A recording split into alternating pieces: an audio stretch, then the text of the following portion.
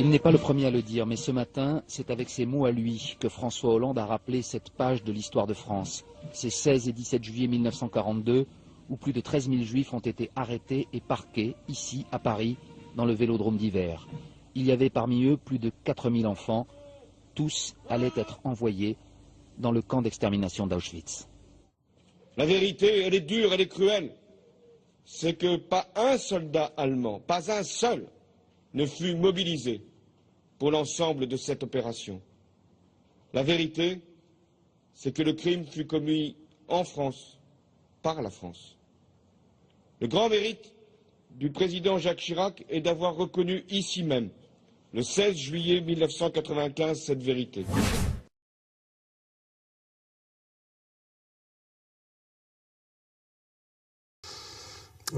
Beaucoup de Français de gauche et de droite, et d'ailleurs pour la première fois des hommes politiques de droite ont osé dire que trop c'était trop, se sont scandalisés de l'ignoble petit numéro qu'a fait le chef de l'État français, celui qui représente la nation et le peuple français, sur la commémoration du Veldiv.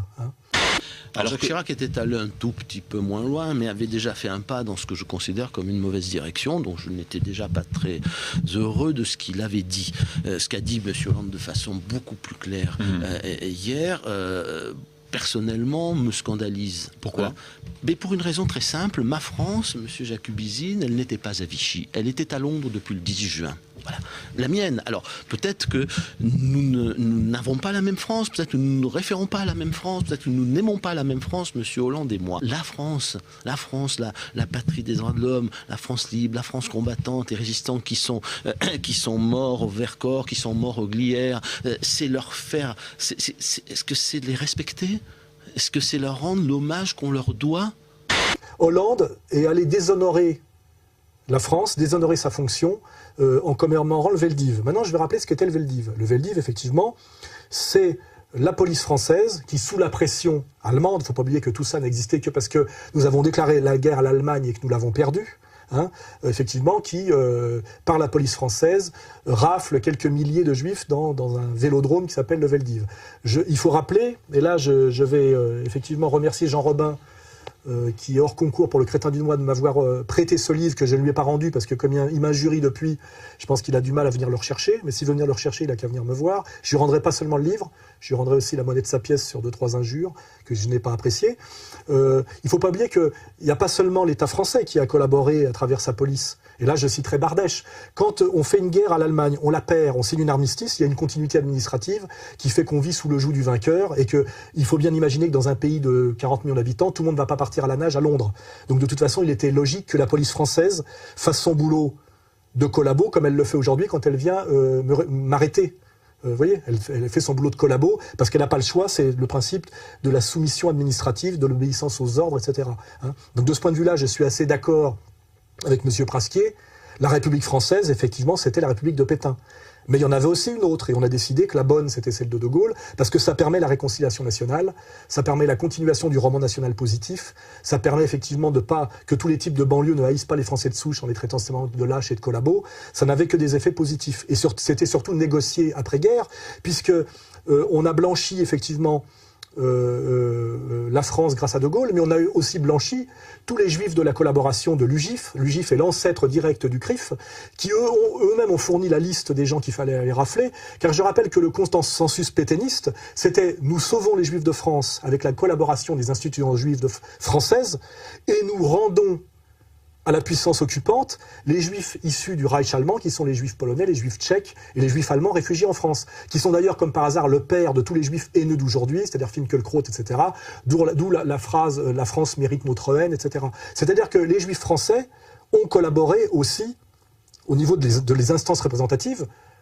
au Veldiv. C'est-à-dire qu'ils ont dit on se débarrasse des juifs étrangers pour se sauver, nous, juifs de France. Et c'était le consensus de la Révolution nationale de Pétain, c'est-à-dire à l'Allemagne, vous prenez les juifs ressortissants du Reich, qui sont des sans-papiers, c'est-à-dire des clandestins, et des ennemis du Reich, ou des gens qui sont dépendants du Reich au sens administratif et militaire et policier, mais vous ne touchez pas aux juifs français. C'était ça le deal, ce qu'on cache systématiquement.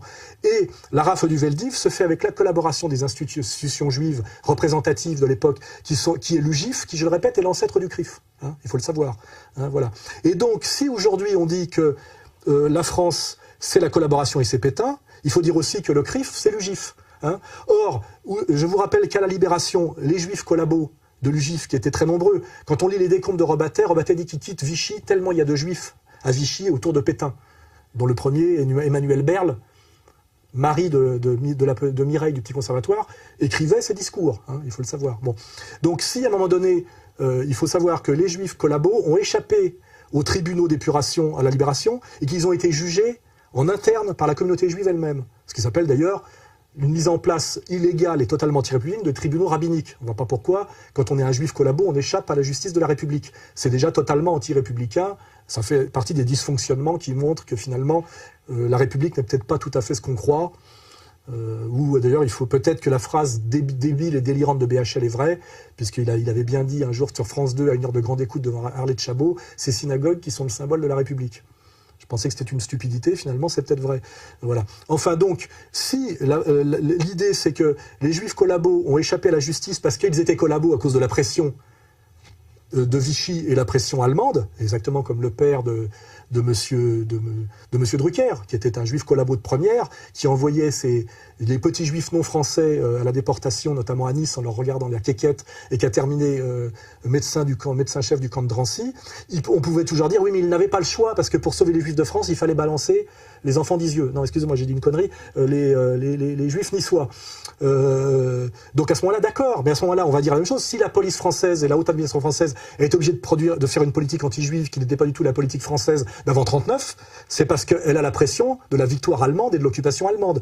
Donc si les juifs collabos ont échappé à la justice de l'épuration, la haute administration française aurait dû y échapper pour les mêmes raisons. Or, on ne pardonne rien à la France qui est obligée de se comporter comme elle s'est comportée à cause de la domination allemande, mais par contre on pardonne tout aux juifs collabos parce qu'effectivement il y avait la révolution nationale de Pétain. Ce qui veut dire qu'on est toujours dans le deux poids deux mesures, dans la malhonnêteté et effectivement dans ce qu'on appelle la double éthique. Donc on va dire on est bien au niveau de cette vision de l'histoire, disons de ce qui s'est passé à la Libération et au niveau du discours politique aujourd'hui, effectivement dans la double éthique juive et non pas dans l'universalisme républicain et l'analyse sainement républicaine.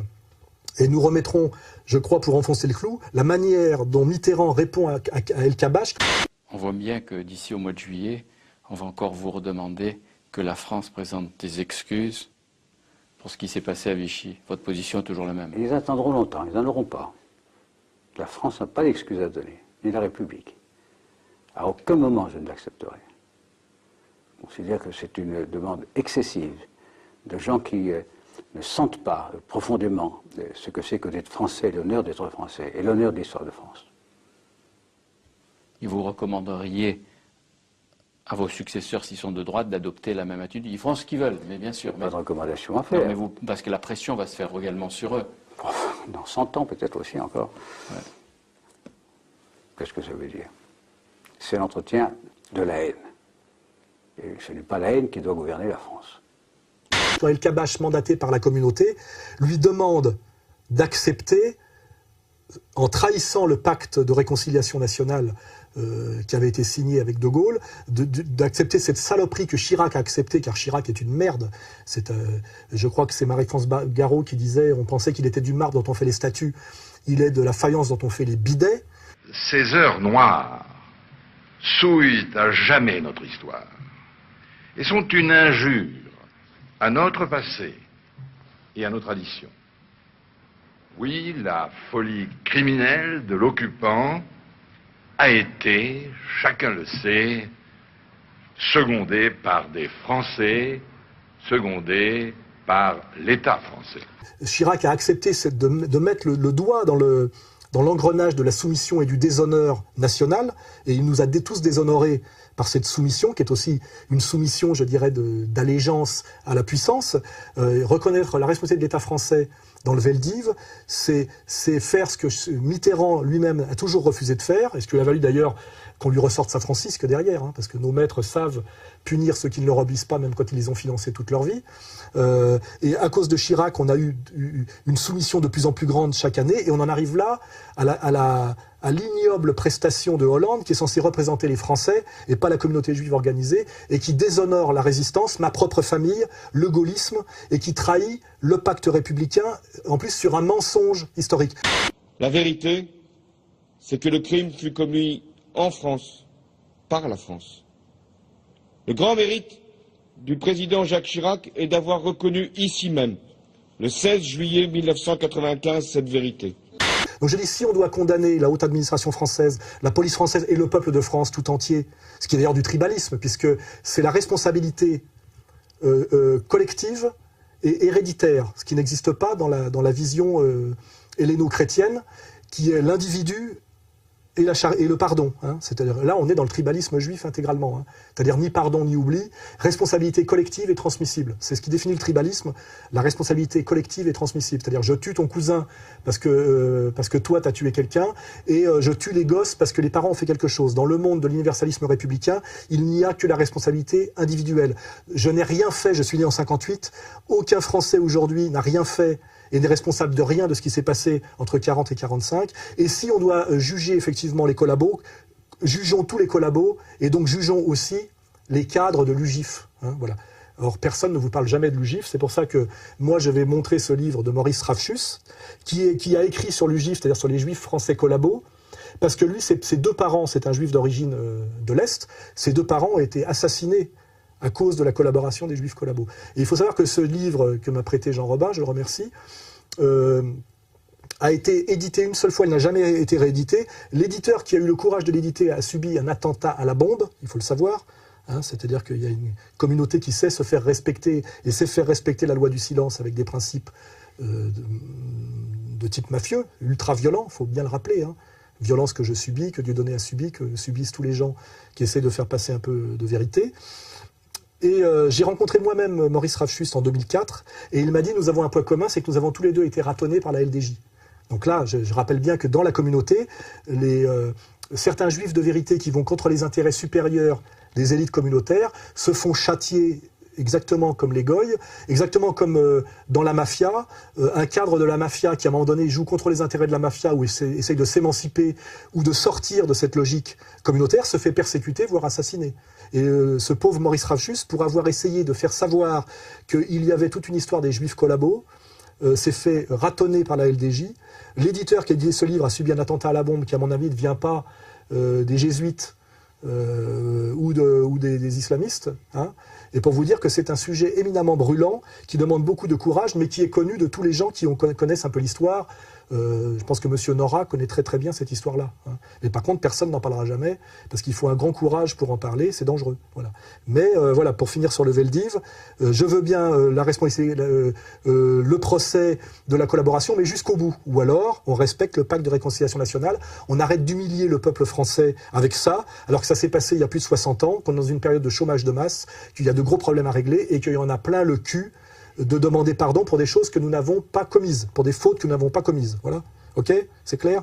Donc Hollande, cesse de nous déshonorer, s'il te plaît. Voilà.